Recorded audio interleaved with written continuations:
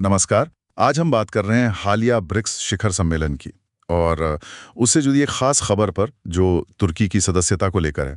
हमारे पास ना एक विश्लेषण है जो इसे तुर्की के लिए एक कह सकते हैं कथित झटके की तरह देख रहा है। हाँ। बताया ये जा रहा है कि रूस के न्योते पर तुर्की एक बड़ा प्रतिनिधि मंडल लेकर रियो डी जेनेरियो पहुंचा था ब्रिक्स सम्मेलन में। बतौर पर्यवेक्षक शामिल हुआ, लेकिन उम्मीदें थी शायद पूरी सदस्यता की।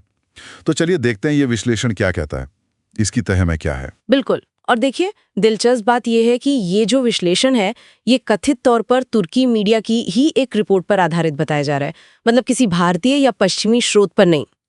तो हम यहाँ ये समझने की कोशिश कर रहे हैं कि इस खास नजरिए के मुताबिक तुर्की की सदस्यता का मामला आखिर अटका क्यों और इसके क्या मायने निकाले जा रहे हैं। तो इस विश्लेषण के हिसाब से सबसे बड़ा मोड़ तब आया जब तुर्की को सदस्य बनाने का प्रस्ताव आने ही वाला था और ठीक उसी वक्त भारत ने वीटो कर दिया, ऐसा। हाँ, रिपोर्ट तो यही दावा करती है।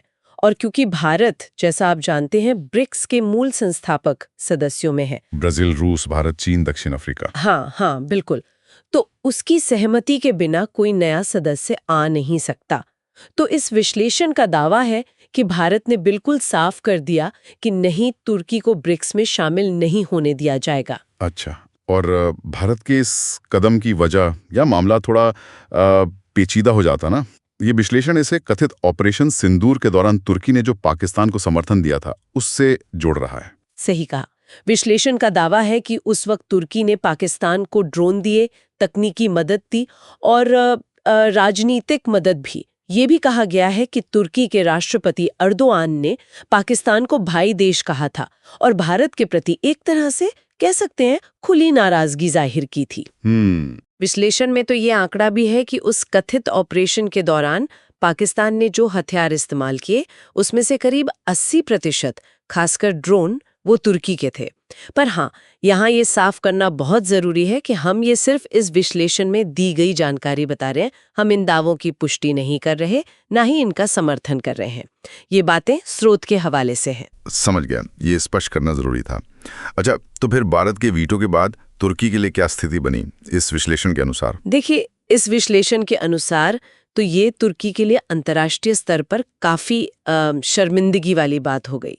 तुर्की कथित तौर पर पश्चिमी देशों को ये जता रहा था कि अगर यूरोपीय संघ यानी ईयू में जगह नहीं मिली तो वो ब्रिक्स चला जाएगा। अच्छा। अब इस रिपोर्ट के हिसाब से न ईयू में बात बनी न ब्रिक्स में। विश्लेषण में तो वो कहावत भी इस्तेमाल हुई है, धोबी का कुत्ता, न घर का न घाट का। बाप रे, तो मतलब सिर्फ ब्रिक्स ही नहीं, क्या दूसरे अंतर्राष्ट्रीय रिश्तों पर भी असर पड़ा? इस विश्लेषण में कुछ कहा गया है? हाँ, इस रिपोर्ट के मुताबिक अमेरिका ने तुर्की को शिखर सम्मेलन में जाने से, कहा जाता है, मना किया था, पर तुर्की नहीं माना। अब कहा जा रहा है कि अमेरिका से भी तनाव बढ़ गया है और एक ट्रेड डील भी शायद रुक गई है। ओहो। और यूरोपीय संघ के देशों से भी रिश्ते बिगड़ने की बात कही गई है।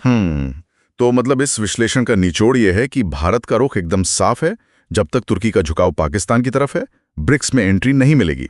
और ये कह रहे हैं कि ये कहानी यहीं खत्म नहीं होती, ये सिर्फ शुरुआत है। जी हाँ, विश्लेषण इसे साफ तौर पर सिर्फ ट्रेलर बता रहा है। इसमें इशारा है कि भारत अब ग्रीस और आर्मेनिया को हथियार दे रहा है और प्रधानमंत्री मोदी का जो हालिया साइप्रस दौरा था, हाँ, जो तुर्की सीमा के काफी पास था, बिल्कुल उसका भी जिक्र है। तो इस रिपोर्ट का संकेत तो यही है कि तुर्की के लिए मुश्किलें अभी और बढ़ सकती हैं। शायद ये बस शुरुआत है। तो कुल मिलाकर ये विश्लेषण एक ऐसी तस्वीर पेश कर रहा है जिसमें भारत ने ब्रिक्स मंच का इस्तेमाल करते हुए तुर्की को उसके कथित पाकिस्तान समर्थक रवैये की वजह से एक बहुत कड़ा संदेश दिया है। और ये विश्लेषण ये भी इशारा कर रहा है कि ये मामला यहीं नहीं रुकेगा। अगर ये वाकई ट्रेलर है, जैसा कि इस रिपोर्ट में दावा किया गया है, तो सोचने वाली बात यह है कि इस नजरिए के अनुसार आने वाले वक्त में भारत और तुर्की के रिश्तों में और कौन से उतार चढ़ाव देखने को मिल सकते हैं। ये एक अहम सवाल है जिस पर आगे भी नजर रखनी होगी।